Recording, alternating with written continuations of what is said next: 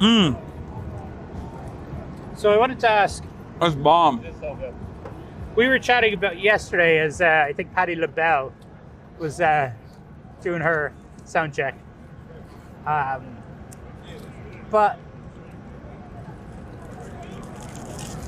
when it comes to one thing I'm looking at for this doc we're doing is like the guys who have gone from Bernie all the way now to far right Trump, whatever you want to call it.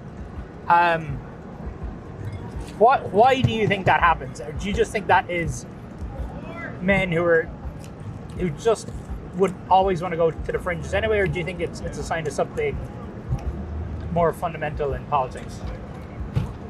I think the boundaries in our duopoly are completely on culture war issues. It is oftentimes those who are not necessarily committed to a materialist framework in understanding history, in understanding politics in general, that then catch themselves in the throes of right-wing radicalization because because those are issues that are top of mind for them. That's exactly what happens like with the likes of, Jackson Hinkle, where like the other day he tweeted out, China has banned transgenders from TV. Now that's really funny that he's saying that, because he's saying that it's a pro-China thing, right? Because in his mind that's like pro-China. Oh, they're anti-trans. Right, yeah. The most famous Chinese woman in Chinese television is a trans woman. Very open about being trans as well. I mean, she's obviously a party loyalist and whatnot, but like she is a trans woman. So what he's saying is objectively incorrect. But why does he say it? Because he thinks like there's this global culture war focused right-wing momentum everywhere around the planet, including in China, in a place like China. It is really interesting that he rarely ever talks about Cuba, though, because Cuba is like very socially progressive in comparison to the United States. So I don't know. I think he just misses the mark because he's very desperate to cut this propaganda that like everywhere else, like people only care about LGBT rights and abortion and these sorts of things, because it's like American propaganda, social media, and American liberal media has like brainwashed people. But I think most people want more civil liberties no matter what, and behaving as a consistent repressive force against that sort of thing is antithetical to any sort of like left-wing movement. So those guys aren't left-wing at all. Yeah. I'll let you take bites of your sandwich as well. Go ahead. Ask me the question. So you really started going solo on Twitch in a big way in 2020, right? Mm-hmm. So fast forward to the Russian invasion of Ukraine. How did that play out in your community, among your audience? In the lead up to Russia invading Ukraine, I very consistently said it's not going to happen. As I told you yesterday, I was like, "There's no way." I thought it was a complete like non-starter, and I thought the State Department was being hysterical in an effort to drum up like some kind of pro-State Department propaganda and try to like spark the tensions of saber rattling against a foreign adversary. And I also thought that it just made no sense tactically for Vladimir Putin to engage in such an action, because it would be devastating for Russia regardless. Now, that is true. That has happened, right? It's not like Russia is doing great. Contrary to what many people who are pro-Russian, pro Vladimir Putin have to say, they're not having a fantastic time with it either. Hundreds of thousands of people are dead. Entire cities collapsed. The Russian economy is... Yeah. Are you good? The Russian economy itself is like a complete war economy at this point, right? They've been able to weather the storm of the American sanctions regime, but they're not doing great. They would be doing much better if they kept maintaining like at least some level of peaceful trade with with their European partners rather than having to commit that trade through like India or other subsidiaries. That was my analysis at the time, and I was wrong. They did invade, obviously, and I apologized for getting it wrong, my prediction being wrong. But at the time, there were a lot of people who were like, I told you, like, you know, you were wrong. The American State Department was right. Like, why wouldn't you believe them? And I kept saying, like, why would I believe them? They don't have exactly an infallible track record. If you look at what's going on in Israel, they're wrong every day. And not only are they consistently wrong, but they're deliberately wrong. They're deliberately wrong in an effort in an effort to cut propaganda for the Israeli state that is so obviously wrong that what happened? Are you still mic'd up? No. It just got really intense for him. No. Yeah. It just got very intense and emotional. Yeah, he's a big Israel supporter. I'm just kidding. I'm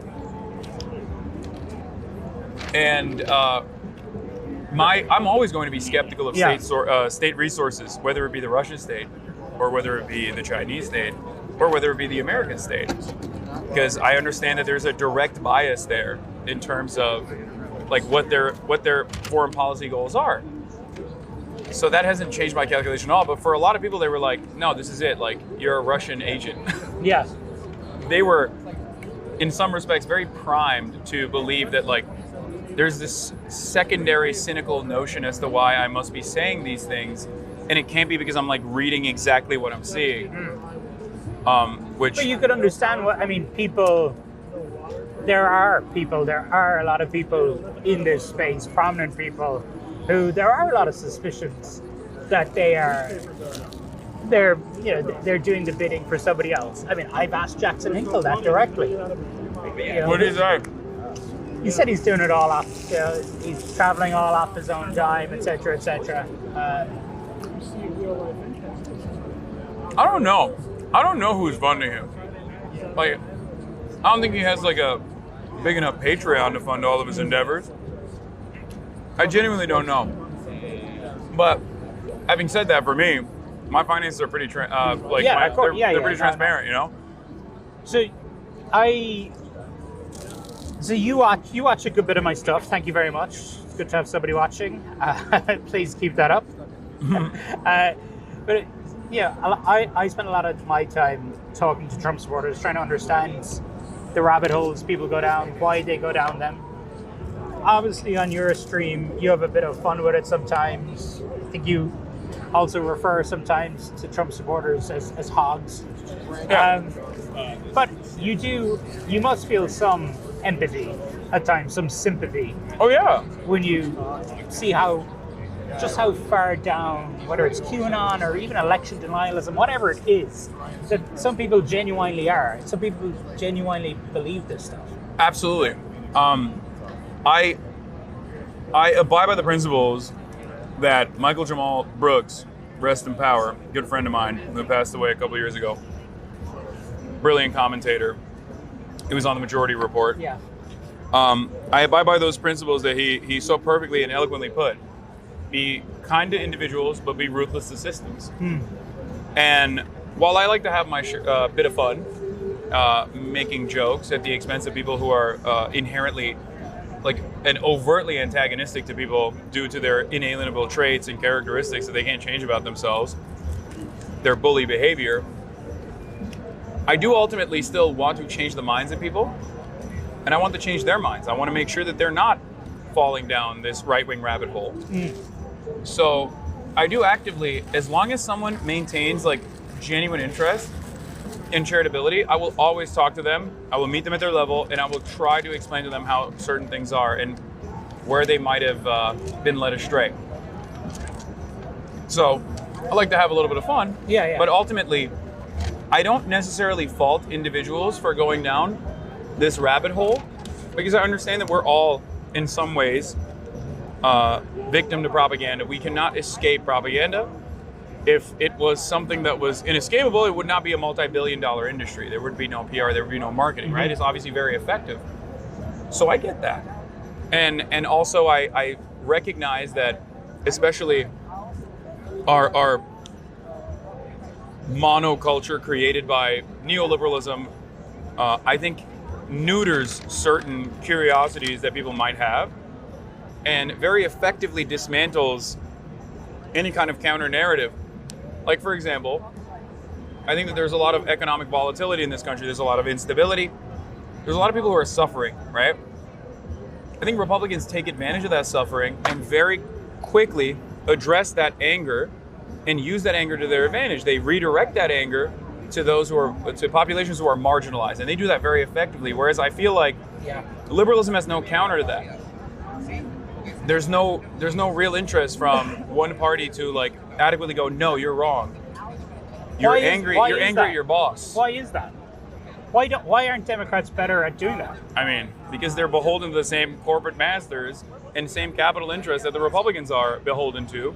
But Republicans, on the other hand, can and do often very openly admit that they're pro-business, and they repackage their opinions in a pretty solid way. They propagandize it in a really successful way, and they change the narrative from it's your boss that's fucking you over, it's your boss that's not going to give you, your honest wage, your livable wage, to it's Mexicans stealing it from you. So they have a really solid way of using liberalism, good bad narratives, and these like spiritual, anti-materialist sentiment.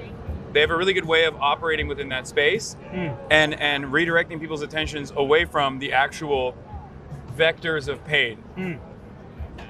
The real oppression, the real struggle. The more I hang out, I mean, it's been pretty interesting trying to dig into, as I've been doing this story, digging in on the far left, as I kind of said yesterday, so far left that you're meeting with the far right. I don't think those guys are far left. You just think they're straight up far right?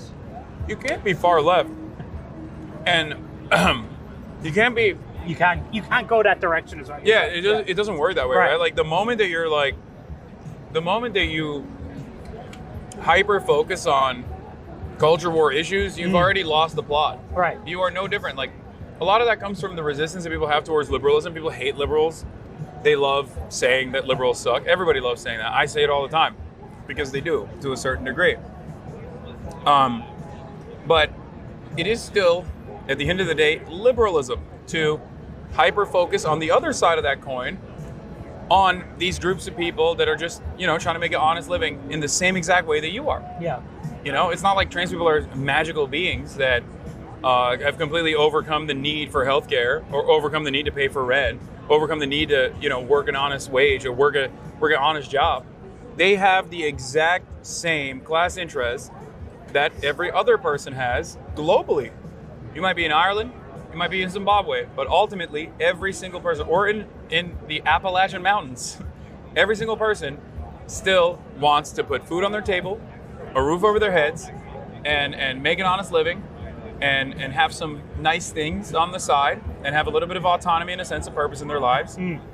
That's just like, that's globally the exact same interest that everybody has. So hyper focusing on these like minute differences, these marginal differences that people might have, whether it be their sexual choices, whether it be their lifestyle choices, is, I think, silly liberal shit. But on the other side of the liberal coin, which usually turns into fascism very quickly.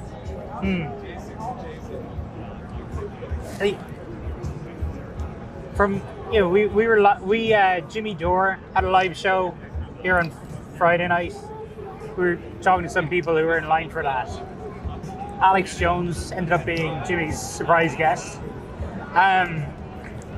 Some people in line were not happy about that. Some were like, "Oh, well, let's hear what he wants to say." And some people straight up like Jones.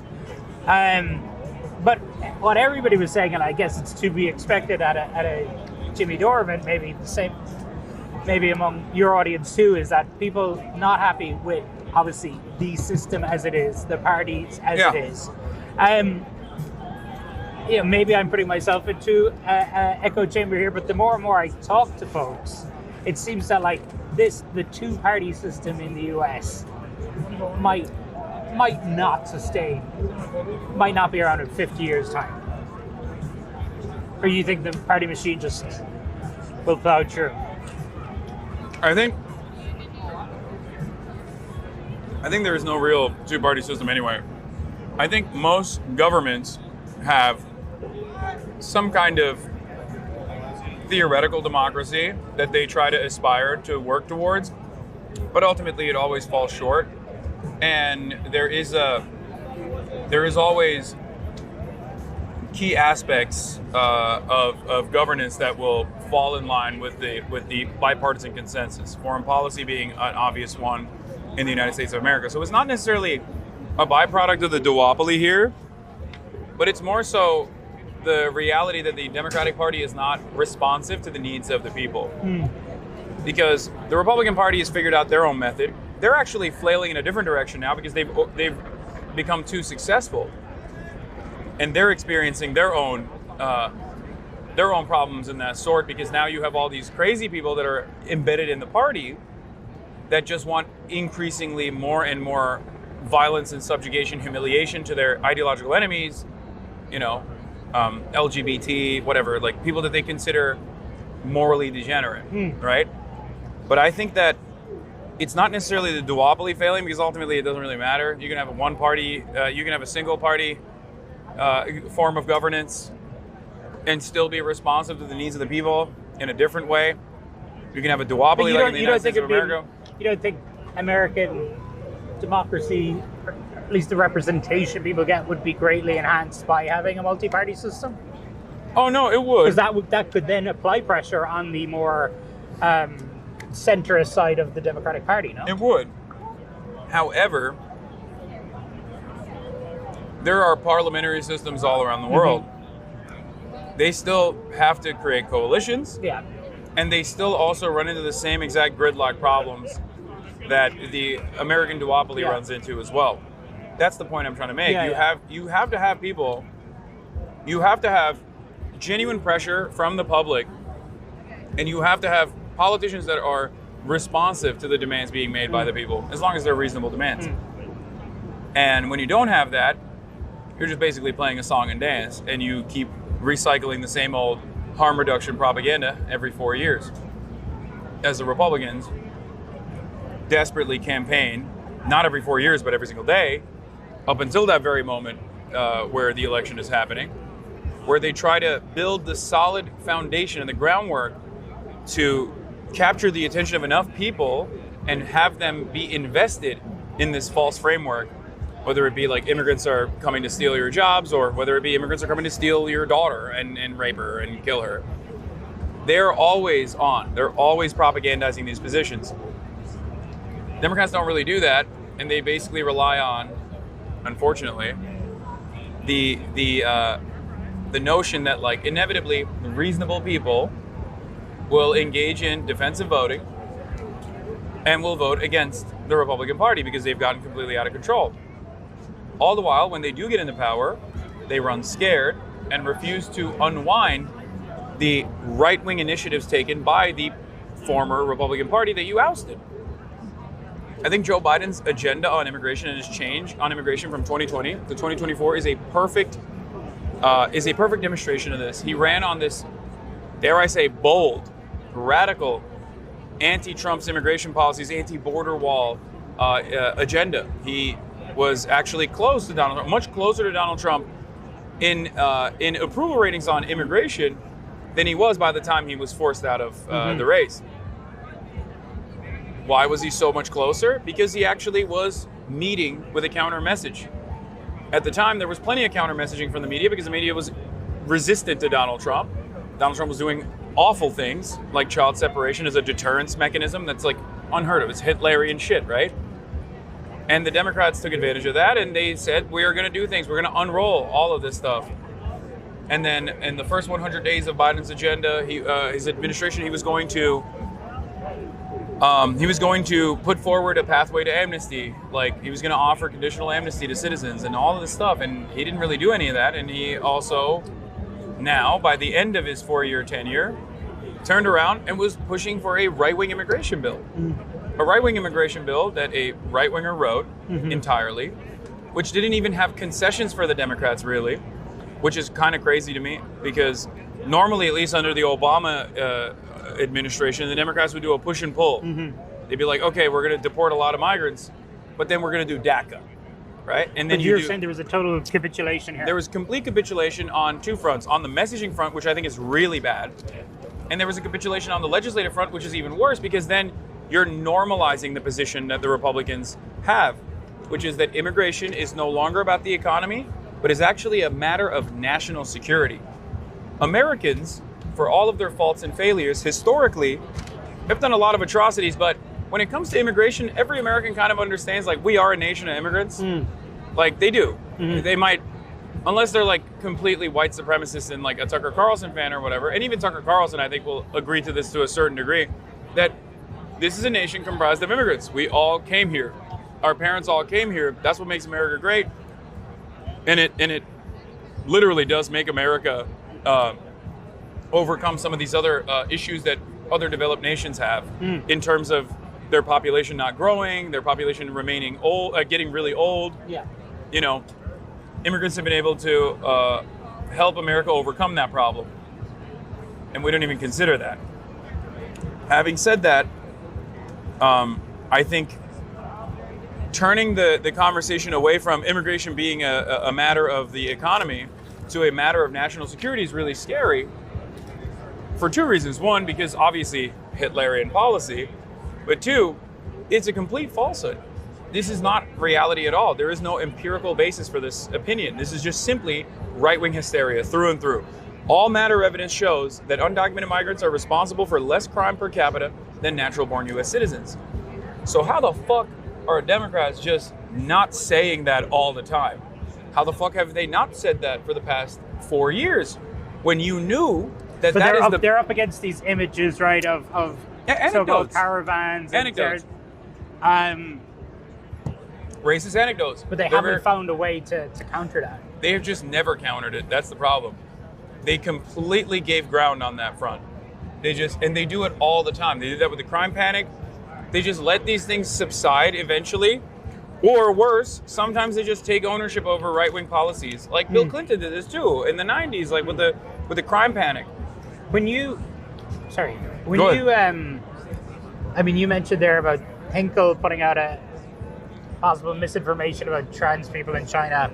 I haven't seen that myself, but I'll have to take a look. A lot of people are getting their news from you, not from people like me. Yeah. But what? And I mean, you've been pretty transparent about times you've messed up or whatever, and saying, right, correct you. But what responsibility do you feel you have when you are? Because I mean, sometimes you're just scrolling, right, or you're coming across stuff and you're learning stuff in real time. Yeah. I have the benefit of we tape stuff, we go back and research it, etc., try to get it right. Yeah. You're in a tough spot when it comes to consuming and also basically publishing information in real time. How much do you think about that? All the time. This could be Mike Lindell calling me. It weighs on my conscience heavily. So what time is? Oh, Jackson Hinkle. Jackson Hinkle, I guess, is probably watching. Yeah. Do you want to talk to him? Not really. I have a very different policy than you do in terms of giving clout to people. Yeah. Tell me about that. I think that as long as someone is not representative of like a broad movement and not genuinely harmful in terms of like their audience, like the size of their audience, I most likely will not take the time out to openly combat them and openly even talk about them. The reason why I don't do that is because I fear that You're giving them, fire. you're giving them a larger platform. So you think maybe what I did with the My Pillow guy was wrong? No, because Mike Lindell is relatively harmless, all things considered, and I don't think he represents a broad constituency, and neither does Jackson Hinkle. But like, he's relatively harmless in comparison to, I don't know, like an Alex Jones even, or a Nicholas Fuentes. That is to say that I don't always refuse to talk about or to these people. Once they reach a certain barrier and they start getting mainstream recognition, then I feel like it's misinformation that must be dealt with. Mm. And you know, so when it comes to Hinkle, I mean, he's got whatever 3-4 million followers. but that doesn't mean anything. You think that's just bullshit? No. Do you think I'm making a mistake telling a story about Jackson Hinkle?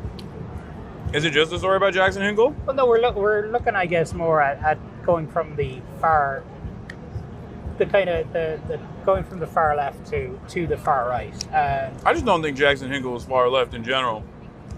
I will say this. There are a lot of people that work for the American Enterprise Institute, that work for FDD, and all these other neoliberal institutions that are on the payroll of the American government, or at least working at the behest of the American military-industrial complex, that say a metric ton of propaganda that is never considered propaganda in that same vein as what Jackson Hinkle is doing. He happens to do it for America's foreign adversaries, so of course everyone immediately reacts and goes, oh, that's an agent. Now, I don't even know what his background is in terms of like if he's getting funded by foreign governments or whatnot. But I do see them in the same vein. Like, I don't see Jackson Hinkle in a way that is any different than like a dude working at the American Enterprise Institute that's like consistently talking about how America has to nuke Iran. You know what I mean? As a matter of fact, I would say that given his allegiances to countries that have less power than the United States of America, his overarching like footprint on the world is nowhere near as damaging as someone who is willingly a participant in American imperialism. That's also the other reason why I don't really talk about him. Right. Okay. Well, I hear you. He also loves clout too much. That's why he's fucking calling you nonstop. He is calling, yeah. He wants to talk to you, but if you don't want to talk to him, we're on your stream, so we don't gotta do it. Tell me more about, as somebody who's watched a good deal of my reporting through the years, what is your feedback, your criticisms, your critique for me? I don't know. I don't think you've done anything like that I consider to be like really bad. Like there are. Yesterday, I was watching, I believe, NBC, and there was a protest at the Israeli consulate. And this protest was conducted by an anti-imperialist group. And the NBC commentator immediately was like, well, these protesters, who are literally anti-genocide protesters, remember, were there to start trouble and were looking for violence. Like, that to me is a careerist shill that is like desperately trying to advance their career, and it's not even like remotely interested in looking at the situation and being like, cops are probably the ones who are being violent in this circumstance as I'm watching these images unfold. Right. And that these guys are anti-genocide protesters. There might be people in that group that have, like, I don't know, different opinions or whatever, but ultimately, and I guess you're saying you don't do that. It's also a blanket statement. Again, I haven't seen this clip, but it sounds like it was a blanket statement about everybody in this crowd, right? And also the fact that like it's done towards like BLM protesters a lot as well. When it wasn't like when Black Lives Matter was not seen as like a popular group. Yeah. People would regularly in mainstream media, when Barack Obama was like critical of Black Lives Matter, there were people in mainstream media that were also very critical of Black Lives Matter. I mean, I will say I try to be pretty careful with that. Even when I was at the Capitol on January 6th, and we were live, I was talking back to the control room in my ear, and I was careful even to describe, I was standing on the lawn at the Capitol. Not everybody who was on that lawn was a rioter or an insurrectionist, right? Some of them were actual peaceful protesters who kind of just went down to observe, to watch, found themselves in it. So, I would try and give a little bit of leeway on both sides when it comes to that. Obviously, people are up the front, it's a different story. It's not just that. Did something change on the left during COVID? Oh, yeah. Sean, socialist. Say hi to the Twitch audience, Sean. Hi, Twitch. Sean's a dad of two. Well, we think they're his kids. But anyway, What did he say? so it's, oh yeah, What's sign up? that. Yeah. Sure. Do you want the CNN autograph too? Or no? Cool. Yeah. Cool. Bro, don't say CNN autograph. No, it's totally fine. It's totally fine. Say it's the He Donny. probably thought you. Here you go. No. Say it's a Donny O'Sullivan. I just think CNN. Like, Thanks, man. yeah. So a lot of people have been coming up to you saying, "Oh, are you that Irish guy from CNN?" Right? That's been happening. Literally nonstop. Yeah. I'm sorry, man. Sorry about that. What was the question that you were at? Question was, obviously COVID changed, the world changed, but a lot of the people, actually some of the people we spoke to who were, again, far left maybe, how big was the change during COVID when it comes to the left? And I hate to kind of just blanket that, but you know what I'm saying. I can't speak for the There was entirety of the left. there was a radicalization on the right when it came to lockdowns, when it came to masks, right? Like there was, that really activated something. Yeah. What about on the other side? The American project hinges on being able to afford your treats. The moment that your access to your treats that are affordable are restricted, everything will fucking fall apart. Society collapses. Because then you're like, well, what the fuck am I doing this for? You know? I have a shit-ass job, no future prospects, barely can make payments, but at least I can go to Applebee's and get $5 jalapeno poppers, Right. okay? And hang out with the boys and slam a couple brews, watch some fucking football. COVID broke that a little bit. All of a sudden, everyone was like, well, okay, what's the whole purpose of this then? If I can't have my fucking treats. I think that was like the breaking point for a lot of people. Then also there's like the underlying unexamined and undisclosed genuine anxiety that people have in terms of like big pharma, right? Because like that's a very real and dare I say valid opinion to have, that you're like, what the fuck? Like we're putting a price on like curing people? That sounds insane. It sounds actually antagonistic to human nature, right? So a lot of people that have that resentment don't understand why they have that resentment. And right-wingers are so quick to be like, yeah, it's because they're turning you gay and autistic with vaccines.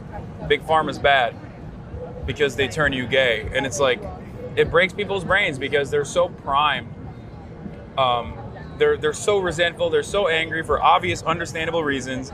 And no one is like telling them, no, dude, it has nothing to do with like turning you gay. Like the COVID vaccines were literally billionaires were fucking skipping the line to get these goddamn vaccines, Rupert Murdoch included. Like, the reason why they wanted you all to be vaccinated is because you're cattle. You vaccinate your fucking cattle. Why? Because you don't want your cattle to die. They didn't want you fucking up the hospital system that was already, on its last leg in many parts of the country. And they wanted you to get back to work after 3 days rather than taking 3 weeks off because you're dying. Do you think did you lose subscribers, fans? We hung out with a guy last week named Charm Hole. He'll be happy with the shout out on your stream. He used to love you, now he hates you. One of the big reasons he said was you were jamming, COVID restrictions, vaccines, masks, everything down his throat. Wait, is Charm Hole a MAGA communist? Yeah, So he's pro-China. I think he's pro-China. He's pretty pro-China, right? Yeah. So what the fuck does he think about China's restrictions then? But do you think did you lose people during COVID? Not No. in a meaningful way. No.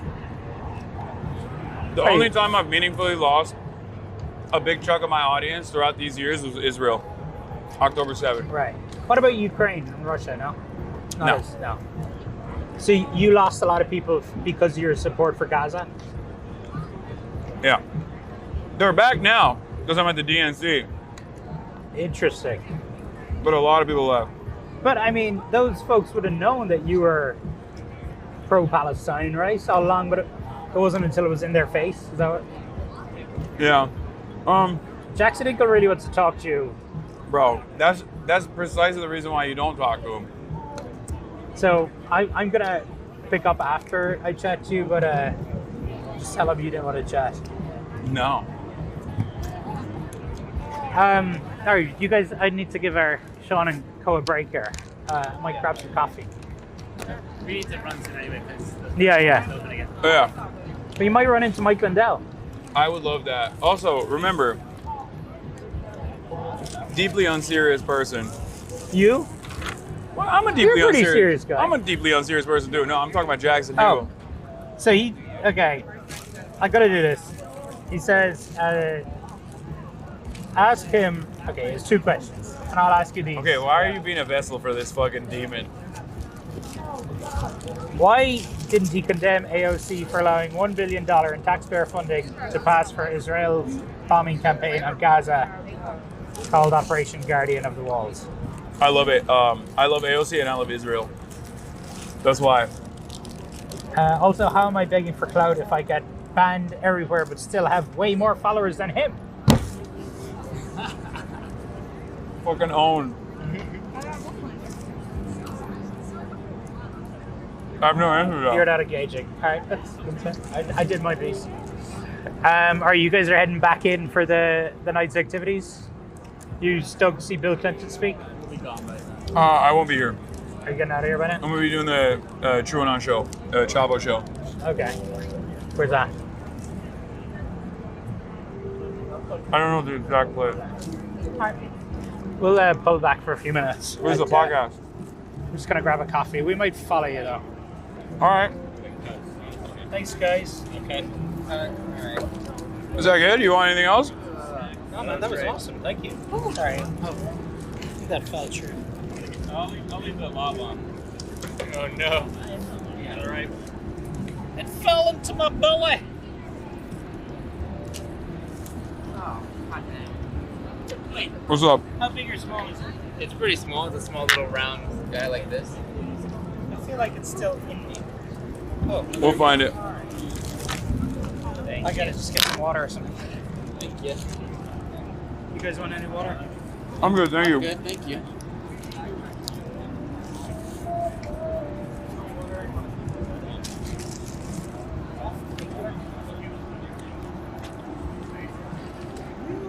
All right. Bro's out here fiending for clout, huh? Oh.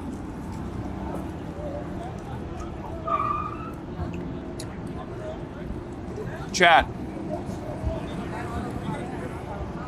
How are you guys enjoying it? They were liking it. You should be fiending for ways to avoid the top of the hour ad break, which is, of course, by subscribing.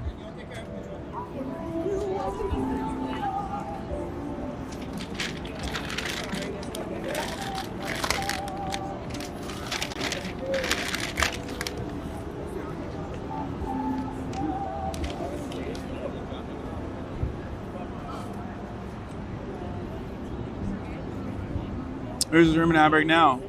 Out of left field, 10-10, yep. Those are the best ones. Yeah. Yeah. Didn't they put a mic on Hasan? I have it still.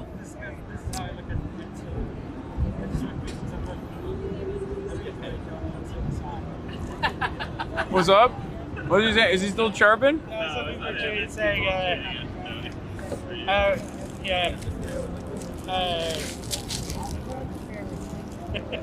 Charmhole, we met.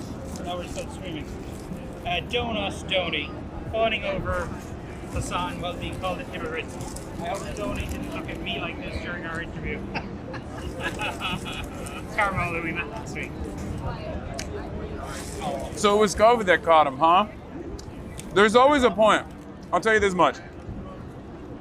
With my audience, there's obviously a lot of passionate people. Yeah. You know, well-intentioned, like-minded, passionate people. And there's always one fucking thing. That's all it takes. Yeah. One thing that they disagree with me on vehemently, Yeah. and they carry over that passion into that disagreement. So all of these other issues that I'm advocating for, they're also on board with as passionately. Yes. But then that one fucking disagreement, they'll go, oh, dude, I'm writing him off. And then they look for like other communities that they can find that same level of like comfort and security in. But now what they're seeking out is no longer the like-mindedness or the interest in progress, social justice or whatever. Now it's who will tell me that this guy actually sucks and reconfirm the suspicions that I now have developed over him. And I think like most normal people have disagreements, you know, they just move on. They're like, yeah, I like that guy. I don't agree with him entirely. I love Mehdi Hasan. There's certain things that he says that I don't agree with, but it doesn't matter. Like I think that he's overall a good guy.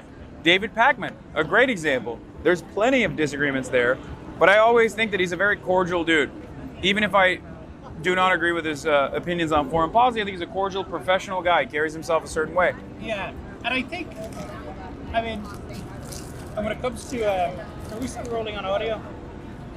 Yeah, back in. It's audio. I mean, he's long. Like, Go ahead.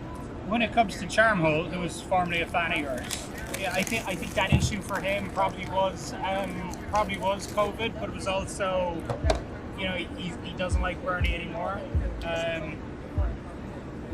Why do you think, Bernie, I disagree with him on the way he's communicated post October 7. Still love the guy. Still have deep respect for him because human beings are complex. Human beings are imperfect, myself included.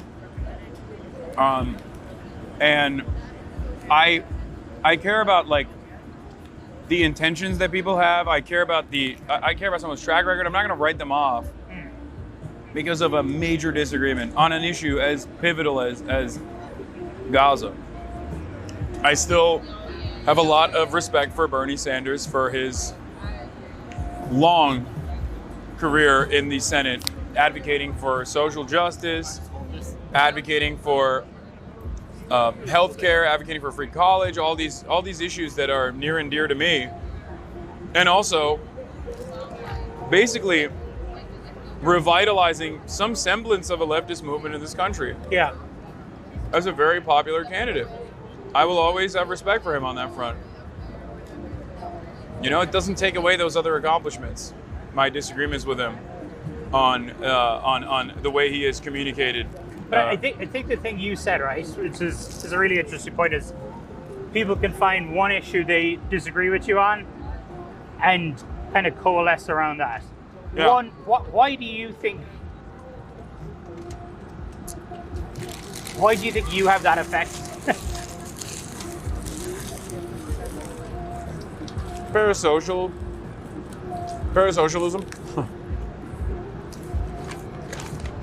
That's what it is. Explain that for us. People develop an unhealthy, dare I say, obsessive attitude towards content creators that they see 8 hours a day. And I think it manifests itself in different ways. And sometimes people can get a little out of hand. Right. And it causes them to feel betrayed. Right. It doesn't cause them to simply feel like, oh, I have a disagreement with this person and it's fine. Yeah. Especially when there's a lot of back and forth communication in the chat. Yeah. And I directly can address those people individually, or even someone who is like-minded individually in a way that is very disrespectful and very unkind. And I think people feel slighted and develop feelings of hatred and vengeance overall. It turns. Yeah, because it goes from love to hate, is what I mean. And also the way Twitch, the way streaming works, it's different to linear TV in that it's very much a one-way. It's a constant back and forth, what you're doing. Yeah. We'll let you guys, are you guys walking? Sometimes I call out people. We are good to go back. Yeah. Sometimes I call out people, and there will be other people in the chat who are like, oh, I just caught a stray. Because they feel like I'm saying that to them. Okay. Because in their minds, I am saying that to them. I'm speaking to them directly in their living room, you know?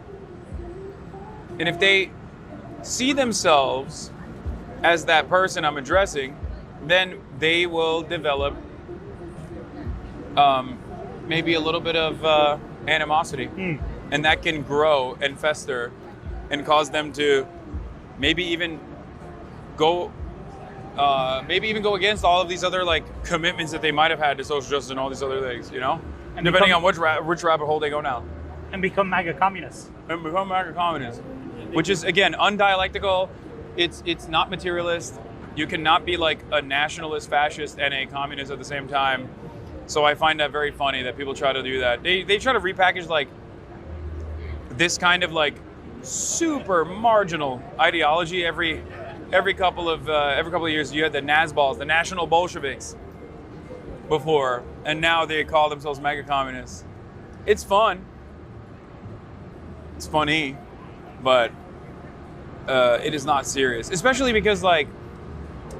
because given their oftentimes campus attitudes, they're pro-China, as am I. They are pro like whoever is against America. I don't know how they square that circle, especially when considering that You're pro-China?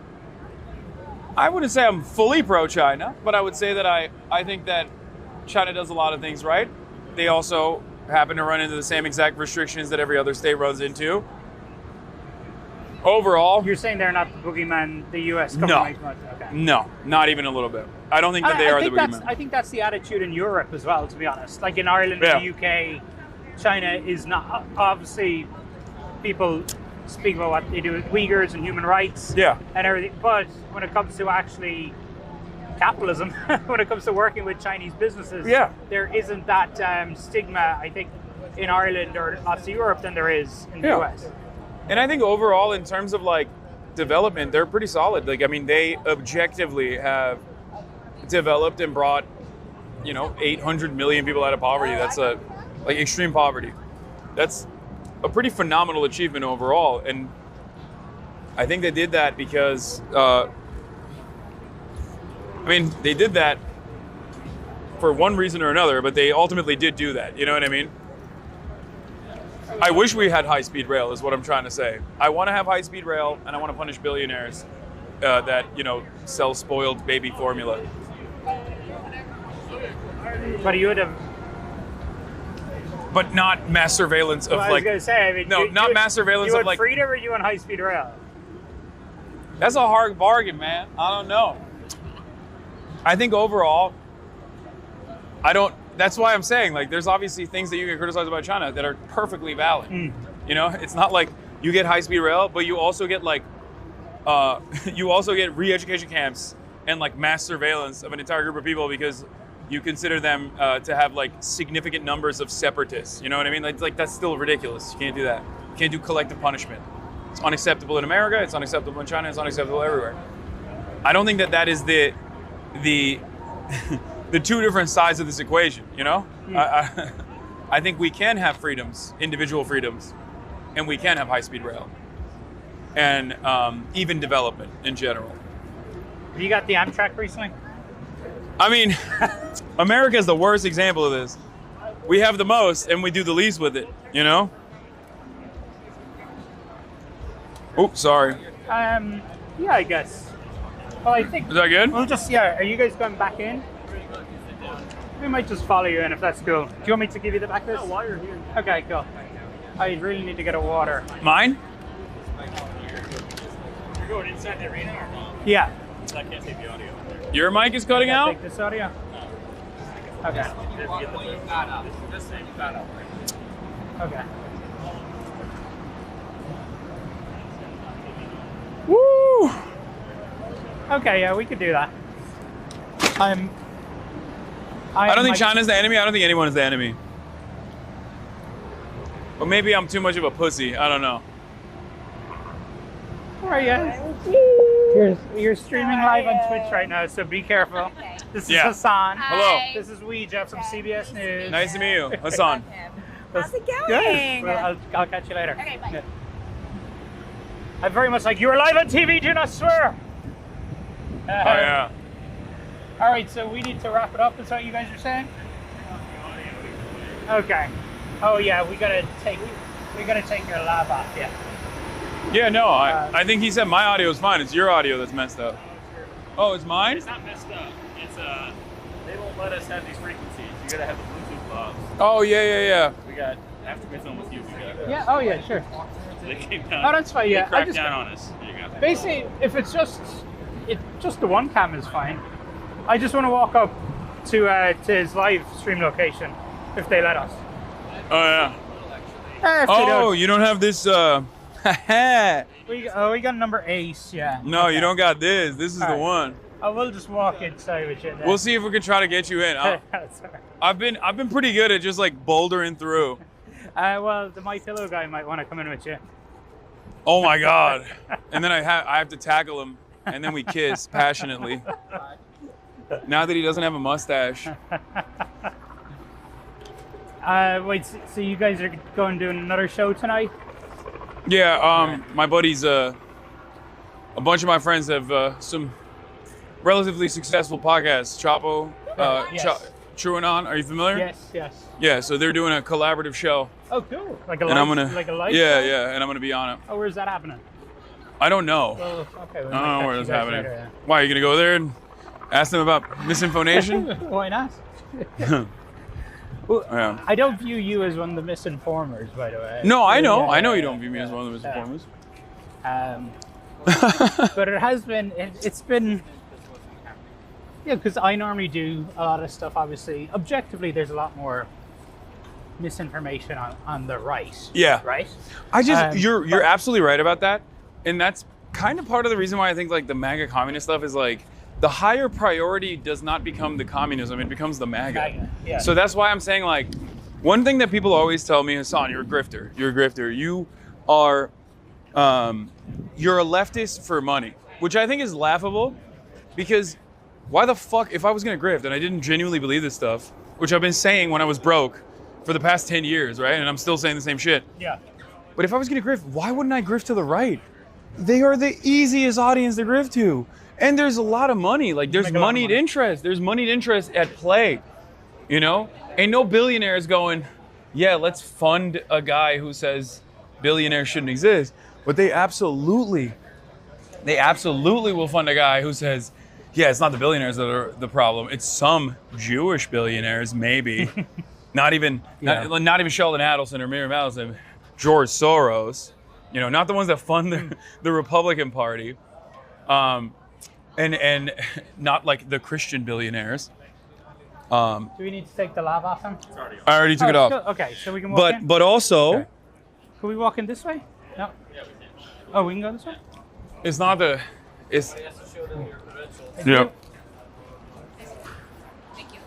Yeah, it's not the billionaires that are like ruining society, designing legislation that harms you. It's actually Guatemalan migrants, which is such an insane thing to say. But when you say it, you make a lot of money. Oops. Elevator? Or how do you guys get up? No, we don't take the elevator. Remember? Oh, we take the stairs. Okay. Yeah. You guys okay? Yeah. Cool. So, and you never see someone grifting to the left. You always see people who are maybe on the left turn weirdly right wing. You know? But it goes back to the point you said yesterday also about genuine influencers, genuine activists, that there isn't as much infrastructure on the left. as Yeah, there- because it's grassroots. It has to be. I don't know how to So, Yes. thank No, you. this is where we leave you guys, I think. Let's see. Can we bring them in with us or no? There was CNN. They have to have credentials. We got a to get 5. in. They have to have. What about this one? Got a 3.